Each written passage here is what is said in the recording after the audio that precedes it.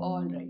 Now this is question number 16 of the R.C. Mukherjee mole concept first chapter. It says the density of the gas at NTP is 1.78 grams per liter. What is the molar mass of the gas? अब देखो, मुझे बोल रखा है density दे रखी है, right? NTP जो होता है वो होता है नॉर्मल टेम्परेचर एंड प्रेशर, ठीक है, यानी कि that is 1 atmospheric pressure and 25 degree Celsius temperature.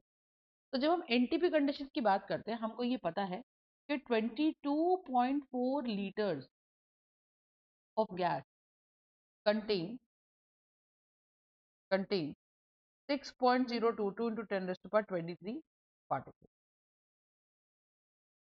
ठीक है? It contains these many particles.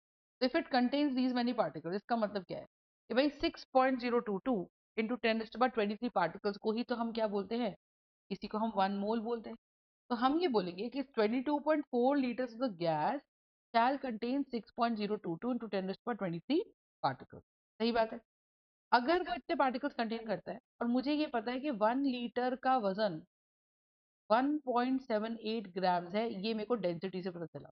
1.78 ग्राम पर लीटर का वजन क्या होता है? 1 लीटर का वजन कितना है? 1 लीटर का वजन हमारे पास है 1.78। बहुत बढ़िया। 1 लीटर का वजन इज 1.78 ग्राम, है ना?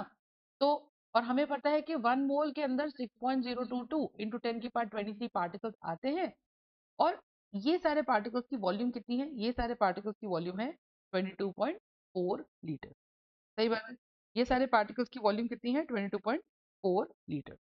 तो हम कहते हैं कि भाई 1 मोल के अंदर 22.4 लीटर्स ऑफ गैस की वॉल्यूम आती है। 1 लीटर ऑफ गैस हैज 1.78 ग्राम, ठीक है? 1 litre of the gas has 1.78 gram. Got the point? And thereby 22.4 liters will have what? 1.78 into 22 point, तो इसको अगर हम मल्टीप्लाई कर ले तो हमारे पास इसका आंसर आ जाएगा 1.78 into 1.78 into 22.4। This comes out to be 39.872 ग्राम, ठीक है? And that would be the molar mass. क्यों भाई?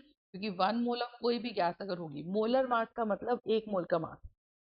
1 मोल का मास का मतलब क्या है? 1 मोल गैस का मास का मतलब है कि मैम 22.4 लीटर्स गैस का मास, ठीक है? 22.4 लीटर्स गैस का मास।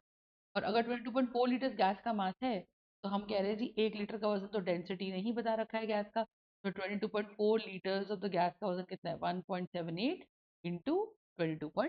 So if I get this answer, we get 39.872 grams per mole. Is this part clear? Right? So this is how we're going to have the density. Got the point? Right. So this is the question 16 from from R.C. Mukherjee exercise question. First chapter, mole concept. Thank you so much.